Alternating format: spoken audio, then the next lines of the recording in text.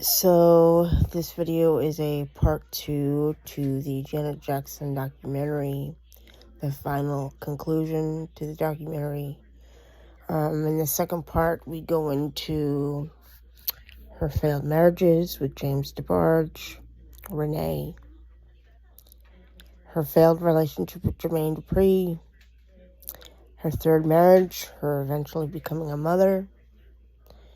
And I felt it was nice to see that side of her. I know that she's a very private individual when it comes to her love life or her side of life, because she doesn't want everybody knowing every nitpicky little thing. She wants to keep certain things to herself, and that's perfectly fine. This kind of took a step back from all the glitz and glam and touring and talking about album promotions, but it also dealt with her having to deal with an eating disorder, her father being extremely manipulative, extremely emotionally abusive to her and her sibs, but she had to kind of shut him out because he was being, he wanted to overstep her shadow, kind of be in the way because he didn't want her to have that, But she had to give him the cold shoulder and say, hey, yeah, Dad, I love you. You pushed me this far. Now it's my turn to step out into the spotlight and into the public eye. Now it's my time to shine. And that's exactly what she did. Also, it deals with her depression. They talked about, I've been watching various clips on Access Hollywood where she talks about her depression. She talks about not talking to her sister LaToya for 2 years. She didn't even get to see Michael's firstborn son after he was born. And just dealing with depression and binge eating because that was her comfort. Now she's finally in a place where she can actually be herself. And she doesn't feel any type of pressure, which is nice. And they also talk about the scandal that she was involved in with Justin Timberlake. It's been over 10 years and people are still talking about it as if it happened yesterday. But one thing I will never fully understand, is how Justin can just not say anything publicly until, Britney says, hey, I need to be free from this conservatorship. And now he wants to say sorry to Janet. When he could have done that publicly years ago. I mean, she says, yeah, we're friends. We've moved on from the incident. He's done, he knew what he did, and he didn't intentionally mean to do it.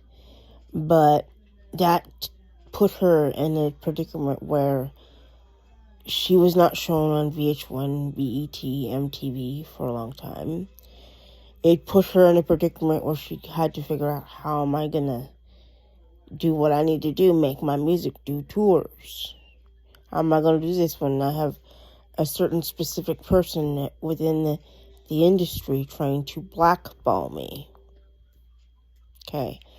I was not happy with that. I felt that it was, it's the Super Bowl performances that you see and have seen up until Michael's performance were not very sexualized. Their dance choreography was not intentionally meant for kids to see. I mean, Michael's was, because it's stuff that he did beforehand during concerts. But with the dance rehearsal and the way it was supposed to go, it was blown out of proportion. You see women of all shapes, sizes become moms and they breastfeed their kids. Nobody says nothing about that. But when Janet has a wardrobe malfunction where part of her chest is being exposed, everybody has a conniption fit. Why such high standards? We hold people like Janet and Michael to high standards and we expect them to be perfect when they're not perfect. They all make mistakes. Yet we still do that with every other person that's out in the public eye. Johnny Depp,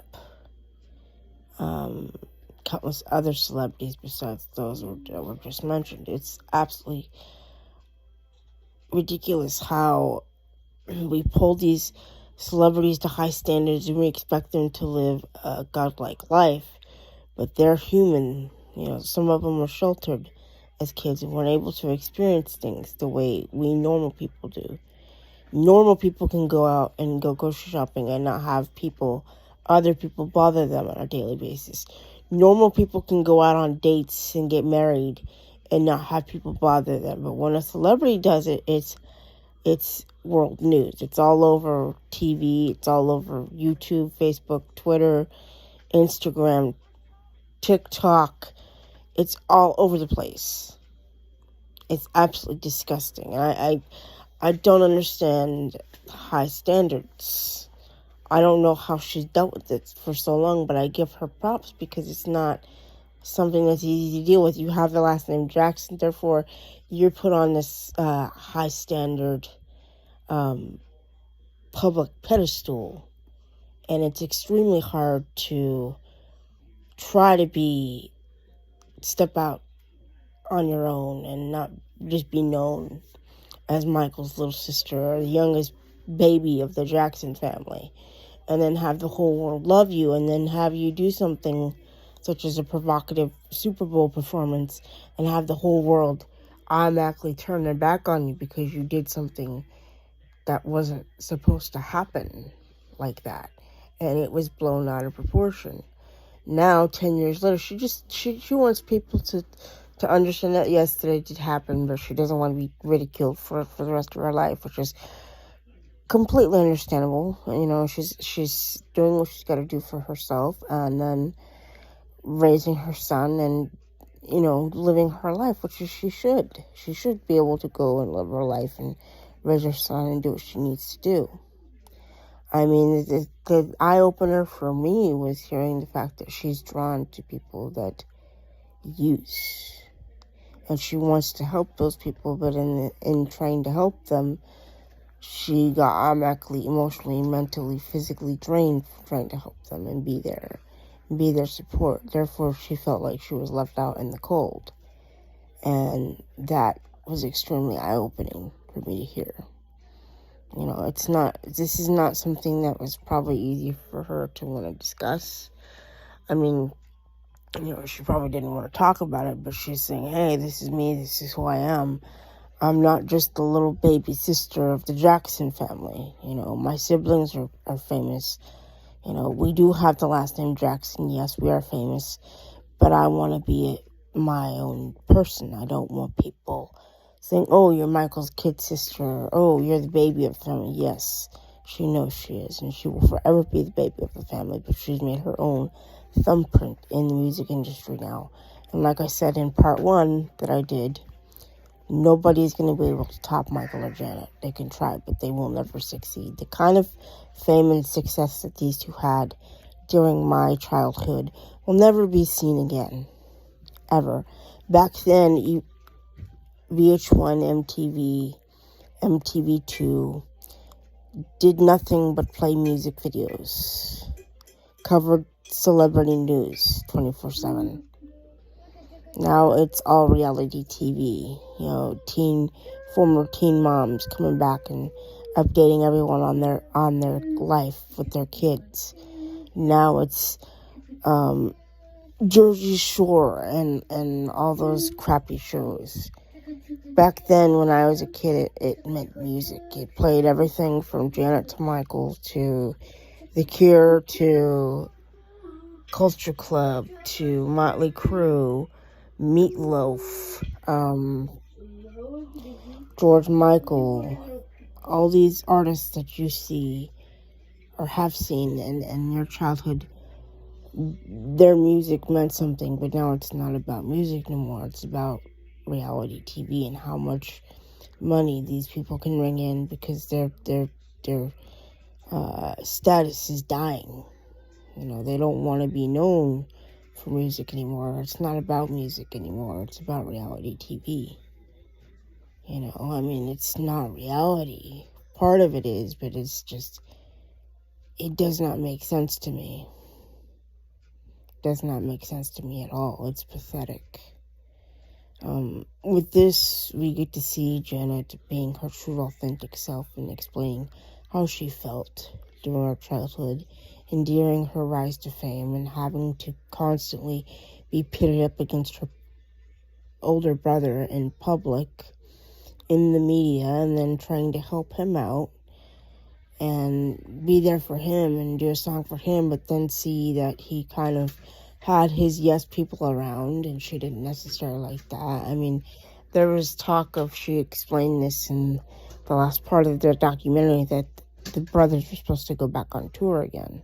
And she said, I'd be more than happy to open for you guys. If you guys ever decide that you want to go on tour, I'd be more than happy to do it. And he's just like, I don't want to do that no more. Of course, Joseph tried to do that in 1990, and Michael's like, or 88, between 88 and 90, and he's like, I don't, his mom's begging, Michael, please help your brothers. Your brothers are struggling financially. They're not earning as much money as you. You're earning crap tons more money than your siblings.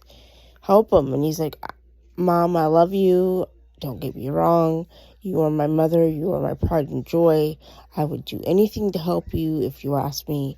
But for right now, I physically, emotionally, mentally cannot perform with my brothers. I did it in 84, and I don't want to do it right now. I don't want to do it. And so he turned that offer down in 1990, and then in 2001, when they had his 30th anniversary special, which was televised, he did it. He helped his brothers out, made sure that they were financially taken care of, and then after that, didn't want to do it again. Wanted to do other things, wanted to do different projects, wanted to move on to something else besides music. This is what he was known for all of his life, and he got sick of being known for that. I mean, he loved doing it, but he wanted to do other things besides that, and there's nothing wrong with that. But I think, in retrospect, I think it was hard for Janet to kind of lead, have her own footsteps, her own thumbprint in the industry, because, her brothers is Jackson 5. Michael Jackson, besides her, is the most famous pop star in the world. These two created such a blueprint that I don't think anybody else is going to be able to follow, because this is extremely hard to do. When you are that big of a pop star and you have that big of a following and you've got all these expectations that you have to abide by, it's extremely hard. And then, you have your downfall, and then the whole world sees your downfall, and everybody wants you to fail, but you somehow manage to come back from all of it and say, I'm still here. I, honest to God, wish Michael was still here. He'd be here with his kids. He'd probably be remarried, probably have more children. We were robbed of that, but now we get to see Janet explain what that process was like, having to grow up as a Jackson with racism and people picking on her because of the color of her skin, or the fact that her hair was different, or the fact that she was going through puberty a lot quicker than other girls. Couldn't have been very easy. And then on top of that, have 3 failed marriages and a son that she loves to pieces, and being reminded of her brothers when they were in their heyday, being reminded of Michael every day, and then having to see her mom and ask her mom, how you feel about Mike? And her mom just straight up looked up at her and said, I can't talk about Michael. I can't do it. And by that time, Catherine was already crying, because it's something that she's never wanted to talk about publicly. Nobody wants to talk about the loss of a son, or a child, or a grown child who became an adult. This man had so much expectations put on him, but along with Janet, I can't imagine what that's like. I don't know how they managed to do it. I think Janet and Michael, in their own way, wanted to be loved and adored because they weren't getting that from their father. Their father was giving their attention that was supposed to be theirs to his love child that he had outside of his marriage. somebody else. He doted on that child. Giovanni is their half sister. If you go back and you watch interviews with Michael, living with Michael Jackson, he said that he nor his siblings were allowed to call Joseph daddy or dad. And they wanted so badly to call him dad, but the only person that was allowed to call him dad was Giovanni. That was it. Like, he disassociated himself from his kids. You know, kids have to fight for a spot to be seen by you, to be nourished by you, to have the relationships they do. I think this is one of the reasons why Michael had such trouble trying to have a relationship, that something that we as normal people take for granted. We go out, we date, you date somebody, and it gets to the point where it gets to, you date for over a year or so or whatever, and then you decide to get married, and then you decide to have children, and then you're raising you have your own family, a husband, a wife, kids. You learn how to navigate that part of life. He was never taught as a youngster, this is how you deal with having a boyfriend or a girlfriend. This is what you don't do during a marriage. Now, if his dad had been more of a man, I don't think he would have mistreated his first wife the way he did, because he was pressuring her to have a baby, and she was not ready to have a baby. She wanted to make sure that everything around them was okay, and that there were no yes people coming in between that. If it's something Michael wanted, of course Michael wanted it, but he pressed her for it, and she's like, not right now. And so, because she said, I'm not ready, he went to go see Debbie and told Debbie, Lisa's not giving me a child. I really want to be a dad. And so Debbie offered to be a surrogate of sorts. Now, had Michael had his way and he be married to Lisa Marie, we would never know who Debbie Rowe is as a person. She would have remained unknown. We wouldn't have seen what she looks like. We wouldn't have known her background, but because his mother was so against him having children out of wedlock, she kind of made it to where he needed to marry Debbie so that, the child wouldn't have been born out of wedlock. But if he had waited a bit and not been so pushy, I think his marriage with Lisa Marie would have lasted a lot longer. Not having the yes people in his ear and in her ear, and him making her feel bad. She didn't know how to take that. And then when she found out that he was going to be a dad, she didn't know how to take that, because she felt that should have been her, but she was not. Her instinct told her, don't do this right now. He's not in a good place mentally, emotionally, physically to be a dad yet. When he's ready, you'll see it. So what does he do? He goes and he gets Debbie pregnant. They have their 2 children. He then goes to have another child via surrogate.